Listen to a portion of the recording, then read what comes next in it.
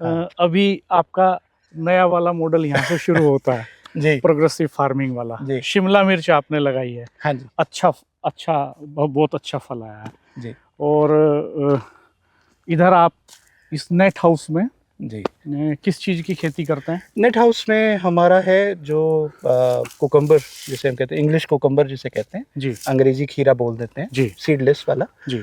तो इसके अंदर हमारा 4 एकड़ में हम खीरा प्लांट करते हैं। अभी फिलहाल 2 एकड़ लगा हुआ है, 2 एकड़ की तैयारी है।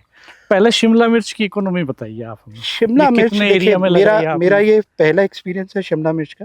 फर्स्ट टाइम मैंने लगाया है और एज पर द बुक्स लगाया है। हर वो प्रिकॉशंस रखी हैं जो शिमला मिर्च के लिए बताई जाती हैं। वो चाहे हमारे बेड का आप साइज़ देखें, आप मल्चिंग का इस्तेमाल देखें, ड्रिप इरिगेशन का इस्तेमाल देखें। ये पूरा का पूरा लगभग 5 एकड़ का प्लॉट है, जिसमें हमने थोड़ा सा एरिया में जुकनी भी लगाया है और वो भी एक्जॉटिक वेजिटेबल है, और बाकी में शिमला मिर्च है। शिमला मिर्च की इकॉनमी अच्छी है। इसमें मेरे लगभग 65,000 पौधे ज़िंदा हैं। हमने लगाए 75,000 के करीब थे, लेकिन 65,000 पौधे इस वक्त हमारे पास हैं। और 65,000 पौधों का मतलब ये है कि अगर हम ऑन एन एवरेज, लोग बाग तो पता नहीं क्या क्या कहते हैं, लेकिन मेरा अपना जो एक एक्सपेक्टेशन है इससे, अगर हम 3 किलो भी पर प्लांट प्रोडक्शन ले पाए तो मेरी कामयाबी होगी। अभी हम लगभग 1 किलो के आसपास के प्रोडक्शन के पास हैं, तो 1 किलो के करीब, अभी 2 किलो अभी और प्रोडक्शन इसमें आना है। ये बाजार में तो मेरठ में ही 80 रुपए किलो के आसपास है, वो 60 बाजार 65 80। आपका कितना जा रहा है? हमारा इस वक्त मंडी में 30 रुपये जा रहा है। अच्छा 30 रुपये, और ये अच्छा रेट है किसान के पॉइंट ऑफ व्यू से, क्योंकि अगर 20 रुपये की एवरेज प्राइस आपको आ जाए 20 रुपये किलो का, तो लगभग 65,000 पौधे हैं और 3 किलो का भी आप एवरेज लगाते हैं और 20 का भी अगर एवरेज आ जाए, तो फिर ये खेती जो ट्रेडिशनल खेती है उससे इसका कोई कंपैरिजन नहीं है। ये बहुत हाई रिस्क है, इसमें बीमारियां बहुत ज़्यादा हैं, इसमें दवाइयों के खर्चे बहुत हैं, इसमें इनपुट कॉस्ट बहुत ज़्यादा है। लेकिन जितनी इनपुट कॉस्ट इसके अंदर ज़्यादा है, उतनी ही इसके अंदर जो अगर लाभ होता है वो भी तो अच्छा लाभ होता की है। संभावना भी उतनी ही बड़ी है। आप ट्रेडिशनल खेती से इसका मुकाबला नहीं कर पाएंगे। इसमें अगर 1 बीघे का औसत लगाएं या 1 एकड़ का एकड़ औसत का लगा लगाएं लेते तो हैं, कितनी मोटा कॉस्ट आ जाती है 1 एकड़? एकड़ में आप मान के चलिए कि लगभग 11,000 से 12,000 पौधे लगते हैं 1 एकड़ में। और 12,000 पौधों का मतलब ये है कि अगर आप ये 10,000 भी पौधे मान लीजिए आपका सर्वाइव किया, 10,000 टू मेक इट सिंपल, 10,000 पौधे में 3 किलो का अगर एवरेज है तो 30,000 किलो है। और अगर 30,000 किलो आपके पास प्रोडक्शन है तो 20 रुपये किलो से आप सिंपल कैलकुलेशन कर लीजिए। तो ये खेती आपको किसी दूसरी खेती से बहुत बेहतर है। लागत बताइए थोड़ा कि कैसे कैसे आती लागत है? तो इसमें देखिए, लागत में तो ड्रिप में एक लागत है, वन टाइम इन्वेस्टमेंट है। मल्चिंग आपको लगभग हर क्रॉप पे नहीं लगानी परंपरागत पड़ती। तरीके से सिंचाई नहीं होती। नहीं, ये स्पेस केवल आपने वेंटिलेशन के लिए रखा है या जमीन से जो बीमारियां कम आएंगी, कीड़े कम आएंगे, प्लस आपकी जो लेबर कॉस्ट है उसमें बहुत ज़बरदस्त बचत आती है, क्योंकि आपको नलाई गुड़ाई का जो पूरा खर्चा है वो कम हो जाता है। दूसरा, जब आप ड्रिप से करते हैं तो ड्रिप के तो अभूतपूर्व फायदे हैं।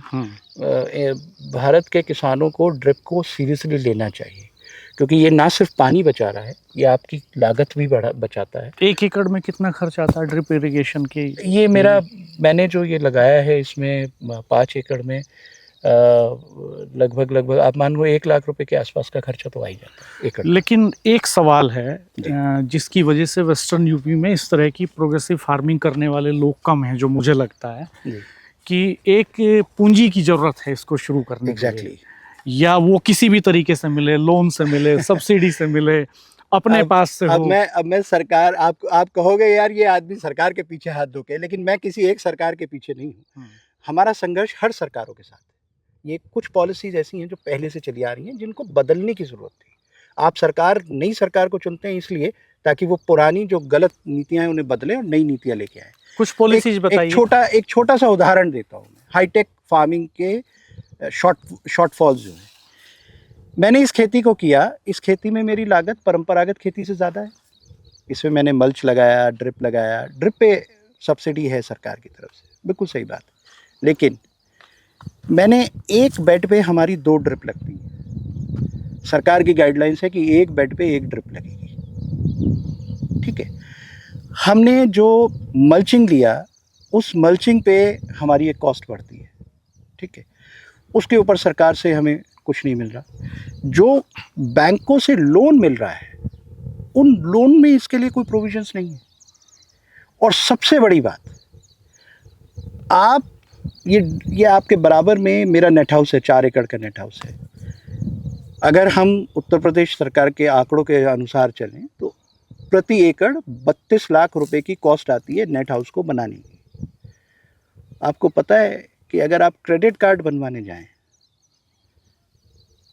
तो गन्ने के किसान को क्रेडिट कार्ड ज़्यादा महंगा, ज़्यादा पैसा मिलेगा बनस्पत एक नेट हाउस के फार्मर को, क्योंकि वो कहते हैं कि साहब इसमें आप सब्जी बो रहे हैं और सब्जी के लिए आपको हम इतना पैसा नहीं दे सकते जितना हम गन्ने के किसान को देते हैं। तो जो फसल महंगी है, जिसमें ज़्यादा पूंजी की ज़रूरत है, उसमें सरकार की नीति कहती है कि हम आपको कम पैसा देंगे। और कंपैरेटिवली पूरा पैसा तो गन्ने के किसान को भी नहीं मिल रहा है। आपको याद होगा पिछले साल बजट में 5 लाख रुपए का वादा किया गया था सब्सिडाइज रेंट, जो किसान क्रेडिट कार्ड है, कि ये 3 लाख से इसको बढ़ा के हमने 5 लाख कर दिया। बड़े अखबार रंगे, हज़ारों डिबेट हो गई साहब, किसानों की तो वाहवाही हो गई। कितने मिल रहे हैं हमें? नया बजट आ गया, उसमें तो जिक्र भी नहीं है। आज भी किसान क्रेडिट कार्ड 3 लाख रुपए का ही मिल रहा है जो सब्सिडाइज्ड। बाकी तो नॉर्मल रेट पे तो मिल ही जाता है किसानों को बड़ा। आप नेट तो हाउस टेक्निकली अगर आप देखेंगे तो जहां हमें पूंजी ज़्यादा चाहिए वहां सरकार की नीति कम पैसा दे रही है, और जहां पूंजी हमें कम में भी काम चल जाएगा वहां सरकार ज़्यादा पैसा दे रही है। इस खेती को फाइनेंस करने के लिए बैंकों के पास कोई गाइडलाइंस नहीं है। जो हैं वो ट्रेडिशनल खेती वाली हैं। मिसाल के तौर पे अगर हम शिमला मिर्च की खेती करें, लगभग 1 से 1.5 लाख रुपए प्रति एकड़ का खर्चा आता है, क्योंकि इसमें हमें पहले प्यौद को जर्मिनेट कराना है, उसके बाद प्लांटिंग करानी है, प्लस ड्रिप का खर्चा है, मल्चिंग का खर्चा है। और सरकार के पास अगर आप किसी भी नेशनलाइज बैंक के पास जाएंगे, आइए इधर चलते हैं, तो वो कहेंगे साहब हमारा तो नॉर्म्स अलग है, हम तो इतना दे ही नहीं पाएंगे, क्योंकि सरकारी जो नियम है उसके हिसाब से आपको उतना फाइनेंस मिल नहीं सकता।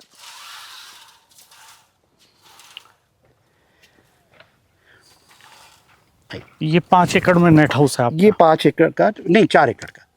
ये पूरा वहाँ से उधर से आप शुरू करेंगे, उधर से वहाँ तक का ये सिंगल यूनिट का 4 एकर्स का नेट हाउस है।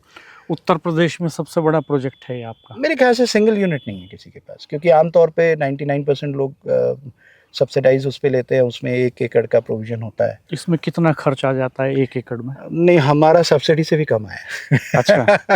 सरकार कहती है 34 लाख रुपए, हमारा इसमें 10-11 लाख रुपए पर एकड़ का खर्चा है। ये कैसे घटाया आपने? इतनी ही कॉस्ट है। यही तो हमारा रविंद्र भाई, हमारा संघर्ष ही है कि किसान के नाम पे जो बंदरबाट, जो लूट हो रही है, किसान को कहाँ मिल रहा है? आप समझिए, मैं अगर इस प्रोजेक्ट को एक बार एनालाइज करते हैं, मैं इसलिए ये बात कह रहा हूँ कि जो हमारे बाकी किसान भाई हैं उनको भी ये आवाज़ उठानी चाहिए, समझना चाहिए। गणित नहीं समझेंगे तो कुछ भी नहीं समझ पाएंगे। एक मोटी बात है। ये पहले ये बताइए, नेट हाउस की जरूरत क्यों पड़ती है? हाँ, किन फसलों के लिए जरूरत है? नेट हाउस में हमारे पास ये 2 चीज़ें हैं जी। एक है ये मॉस्किटो नेट, और एक है ऊपर वाला जो नेट है जी। जो ये ऊपर का नेट है जी। आइए, आज की तारीख में, अब से पहले सरकारों के पास एक बहाना हुआ करता था, हम किससे बात करें? किसानों का कौन नुमाइंदा है, कौन है जो किसानों की बात करेगा? तो कम से कम आज एक ऐसी बॉडी है एसकेएम के तौर पर जो बड़े पैमाने पर किसानों की बात भी करती है।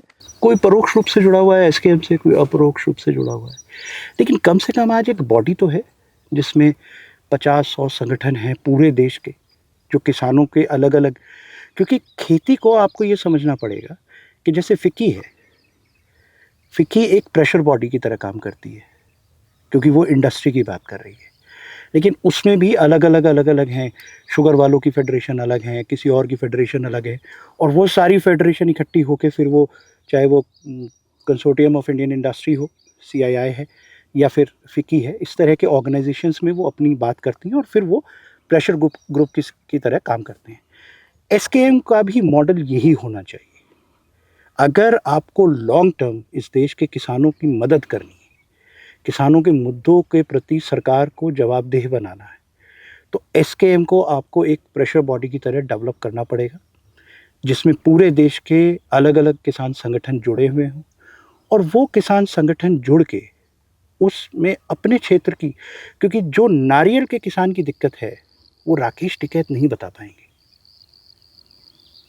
जो पंजाब के किसान की दिक्कत है या जो गन्ने के किसान की दिक्कत है, उसको पंजाब की लीडरशिप उस तरह से एड्रेस नहीं कर पाएगी, क्योंकि उनका जो किसान है वो उस खेती को नहीं कर रहा। तो हमें एक नोडल बॉडी चाहिए थी, जो हमें एसकेएम के रूप में मिल गई है। और जहाँ तक विरोध की बात है, तो एसकेएम ने लगातार पहले दिन से इन दोनों ट्रेड एग्रीमेंट्स का विरोध किया। यूरोप से पहले जो इन्होंने न्यूजीलैंड और ऑस्ट्रेलिया से की, उसमें भी विरोध दर्ज किया। और अब हम जंतर मंतर पे 9 तारीख को एक बड़ा प्रदर्शन है, जिसमें एसकेएम की पूरी बॉडी वहाँ पे मौजूद होगी। तो मैं भी वहाँ रहूँगा। तो जय किसान आंदोलन की तरफ से मैं प्रतिनिधि कर रहा हूँ। तो हम लोग अपनी आवाज़ से उठा रहे हैं। हम लोगों को, क्योंकि देखिए, एक जो पे बैक टू सोसाइटी की हम बात करते हैं, वो 2 तरह से होती है। जिसकी जो शुरुआत है, जो सबसे पहला कदम है, वो जागरूकता है। जब आप लोगों को जागरूक करेंगे, आप अपनी आवाज़ उठाएंगे। अगर कोई संवेदनशील सरकार हुई, जिसको लगता है, जो आपके मुद्दों को समझना चाहती हो, तो जब आप आवाज़ उठाते हैं, उस स्तर पे वो सरकारें रिएक्ट करती हैं, ताकि आंदोलन की तरफ ना जाए। और अगर सरकार नहीं सुनती, जैसे हमने पहले अनुभव हमारे रहे हैं कि मौजूदा जो सरकार है वो तो किसान की सुन नहीं रही है, तो निश्चित तौर पे आंदोलन का रास्ता तो आखिरी रास्ता होता ही है। लोकतंत्र में यही एक तरीका है कि आप अपनी बातों को मनवाएं, और हमने मनवाया है। जो 3 काले कानून वापस लिए सरकार ने, वो किसान के संघर्ष का एक उत्कृष्ट उदाहरण है। किस तरीके से एक लंबे संघर्ष के बाद किसानों की जीत हुई। और ये जो खतरा है रविंद्र भाई, वो सिर्फ किसानों का नहीं है। जो लघु उद्योग हैं, कुटीर उद्योग हैं, जो अचार मुरब्बे पिकल्स का उद्योग है, जो आटा चक्की का उद्योग है, जो लोग घर में छोटे छोटे खेती पे आधारित जो व्यवसाय लोग कर रहे हैं, उन सभी पे इसका इतना बड़ा नकारात्मक प्रभाव पड़ने वाला है कि आप त्राहिमाम कर जाएंगे। ऑलरेडी जो हमारे यहाँ जो एग्रीकल्चर की जो इकोनॉमी है, जो रूरल इकोनॉमी है, वो कोलैप्स की स्थिति में है। जो शहर हैं, उनके ऊपर वो बोझ बढ़ता जा रहा है। शहरों में भी हम लोगों को रोज़गार नहीं दे पा रहे। तो ये एक ऐसा काम सरकार ने कर दिया। किस प्रेशर में गया है तो सरकार जाने, लेकिन जो काम किया है वो काम सरकार को नहीं करना चाहिए था, in the larger interest of the society, लेकिन सरकार ने किया। नेट हाउस में जो आप खेती कर रहे हैं, इसके बारे में थोड़ा बताइए। जैसा मैंने कहा कि ये खेती बहुत हाई इनपुट की खेती है और इसका रेवेन्यू भी उसी तरीके का है। हम लोग ये किस चीज़ की फसल है? ये खीरे की फसल है, और अच्छी बात ये है कि इसमें रिटर्न बहुत जल्दी आता है। आप देखेंगे कि इसमें जो आप नॉट है, इस पर खीरा आना शुरू हो गया है, जबकि ये अभी लगभग 30 दिन की फसल है जी। ये प्लॉट हमारा थोड़ा सा अनइवन है, क्योंकि हमसे एक टेक्निकली गलती हुई। हमने ये क्रॉप जनवरी में लगा दी, उस वक्त टेम्परेचर बहुत डाउन था, तो जो बीज का जर्मिनेशन है वो एक सा नहीं हुआ। तो इसलिए कहीं आपको दिखेंगे कि पौधे बहुत छोटे हैं, कहीं बड़े हैं, वरना आमतौर पे बिल्कुल एक सा खेत दिखता है, बड़ा सुंदर। 30 से 35 दिन में इसमें प्रोडक्शन आ जाता है, माल बिकना शुरू हो जाता है, और लगभग 4 महीने की ये फसल है। कंटिन्यूसली, मतलब जैसे मेरा ये 4 एकड़ का है, तो हम 2 एकड़ एक दिन तोड़ते हैं, 2 एकड़ एक दिन तोड़ते हैं। तो लगा के अब मार्च से और आपका जुलाई अगस्त तक हमारा कंटिन्यूस इसमें से माल जाएगा। तो अच्छी खेती है, लेकिन बहुत। इससे कितने दिन से कर रहे हैं आप? ये मेरी चौथी फसल है।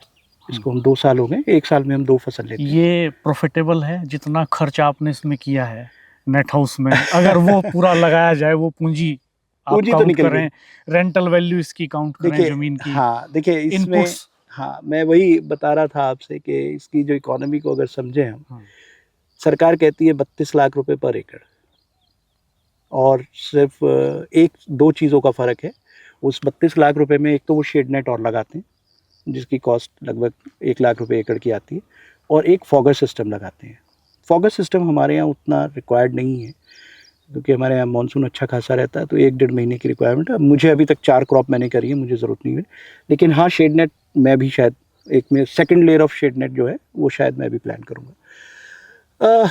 32 लाख रुपए एकड़ का मतलब हुआ कि जैसे मेरा ये 4 एकड़ का प्रोजेक्ट है तो लगभग 1.25 करोड़ का प्रोजेक्ट हुआ, जिसमें 50% सरकार सब्सिडी देती है, यानी कि लगभग 60 लाख रुपए की सब्सिडी। जबकि जब मैंने ये अपने कीमत से अपने ढंग से लगाया, जिसमें मैंने best pipe, best quality of net, best company की ड्रिप हमने यूज़ की, कहीं कोई कॉस्टिंग में हमने कोई कोताही नहीं बरती है, एक्सेप्ट कि हमने 2 चीज़ें नहीं लगाई, फॉगर एंड एडिशनल नेट। हमारा ये 11 लाख रुपए एकड़ में बन गया, यानी कि 44 लाख का। अब ये ट्रैप समझिए, 1.25 करोड़ का प्रोजेक्ट है, किसान प्रोजेक्ट बनाएगा 1.25 करोड़ का, बैंक के पास जाएगा, बैंक को वो कहेगा जी 25% मैं दे रहा हूँ, 25-30 लाख रुपए वो अपने देगा, ठीक है जी। 80-90 लाख रुपए का फाइनेंस होगा, उसमें से 60 लाख रुपए सरकार उसको वापस करेगी।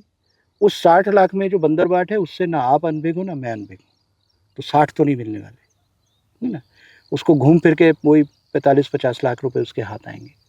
45 लाख रुपये उसे मिलेंगे, 90 लाख का उसने लोन लिया है, 30 लाख रुपए उसने पहले दे दिए, तो आप समझिए कि 70-75 लाख रुपए में अगर वो सरकार के रास्ते से जाएगा तो 75 लाख रुपए में ये 4 एकड़ का प्रोजेक्ट बनेगा। जबकि मैंने अगर अपने दम पे ये प्रोजेक्ट लगाया है, अपने मेरे एक मित्र हैं जिनके साथ मैंने शुरुआती 2 क्रॉप उन्हीं के साथ करी पार्टनरशिप में, और वो उन्होंने अपना अलग से और बना लिया, तो मैं इसको इंडिविजुअली देख रहा हूँ। हमारा 40-45 लाख रुपए में बन गया, और जहाँ तक इसको कॉस्ट निकालने का सवाल है तो वो निकल चुकी है। हालांकि जो अभी जो सर्दी की क्रॉप है वो नुकसान में गए हैं हम, 10-15 लाख का हमें नुकसान हुआ है जी। लेकिन ये हाई इनपुट की कॉस्ट वो कल्टीवेशन है कि इसमें जो प्रॉफिट है वो भी उसी तरह से है और जो नुकसान है वो भी उसी तरह से। डेयरी आप बता रहे थे कि डेयरी का प्रोजेक्ट बहुत अच्छा था आपका, 100 से ज़्यादा गायें आपके पास थी। हाँ जी। तो उसका क्या रहा, अभी चलाते हैं कि नहीं? नहीं, बंद कर दिया, वाइंड अप कर दिया, 2 साल हो गए। कब आपने शुरू की थी वो? 2012 में हमने शुरू की थी, और 2014 से इनफैक्ट, और 2024 में हमने उसको बंद कर दिया।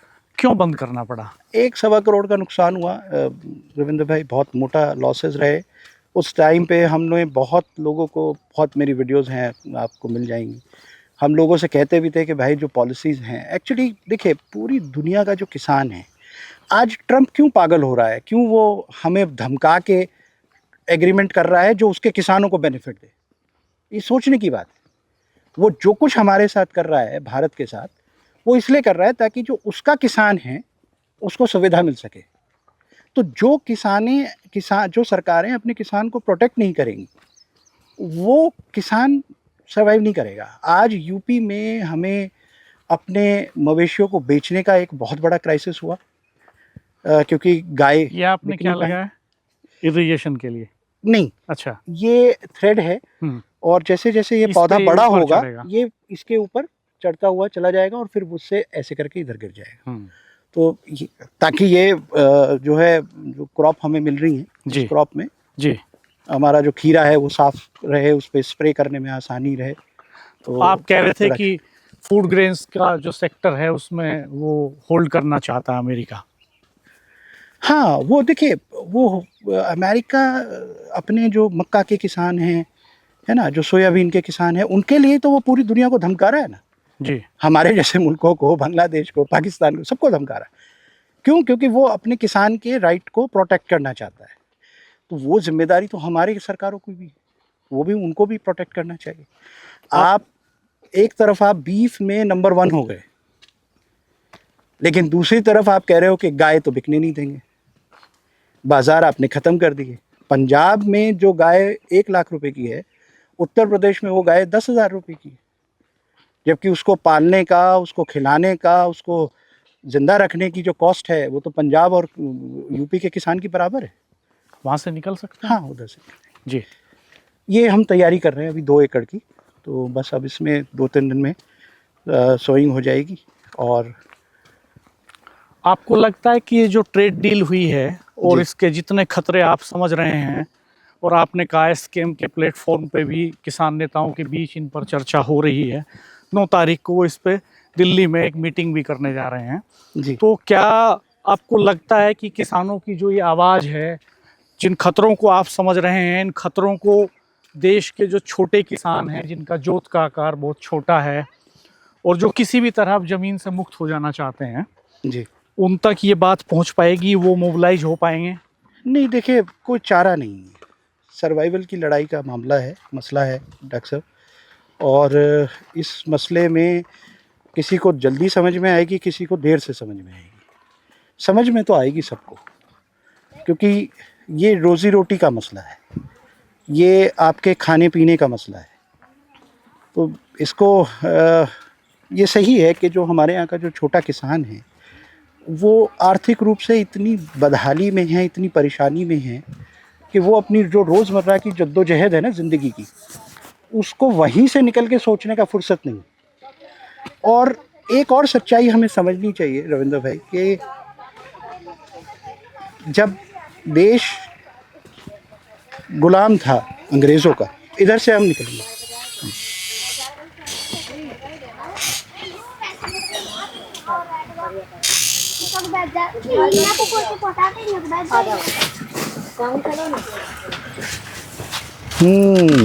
क्या चल रहा है? नमस्ते, जीते रहो, खुश रहो।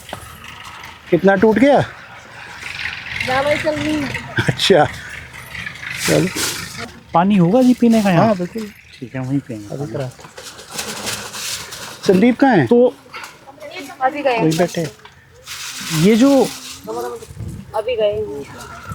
खतरे हैं, इनको समझने में ऐसा तो नहीं है कि नहीं, बहुत देर हो जाएगी? मैं वही बता रहा था कि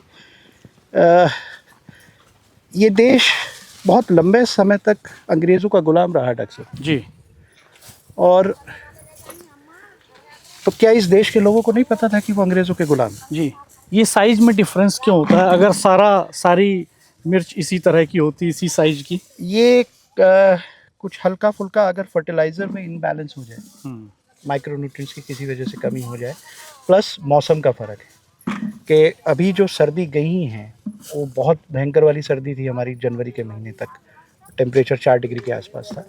तो प्लांट को अपने आप को जीवित रखना है, तो फलों पे जो सप्लाई है न्यूट्रिशन की, वो पेड़ रोक देता है सर्वाइव करने के लिए। तो उस टाइम के जो ये फल हैं ये लगभग पक जाते हैं, या ये जो धूप को एक्सपोजर होता है उससे ये कलर चेंज हो जाता है हल्का सा। हाँ, यहाँ से ये चेंज। आइडल शेप है और ये आइडल माल। हाँ, मैं इसीलिए- मार्केट जाता हूँ जी, तो वो इसको छांट कर अलग रखता है। इसका रेट 80 रुपए किलो। नहीं, ये काम इसका हम 50 यहीं से रुपए करते किलो। हैं। ये जितनी हमारे लेबर है वो इसी काम में लगी हुई है कि कपड़ा मारना जी। और इसकी ग्रेडिंग करना, और छोटे माल को अलग करना, बड़े माल को अलग करना, और आपका ग्रेडिंग भी के उसी हिसाब- तरह से रेट मिलता है वहाँ? हाँ, जो ए ग्रेड माल है वो 30 रुपये है, और जो ये बी ग्रेड माल है ये 10 से 12 रुपये का रेट 10 रुपए किलो भी है। है? हाँ, ये भी यही 50 बिकता है वहाँ पे, यही जो बी 50। ग्रेड आप बता रहे हैं। क्या करें। जी।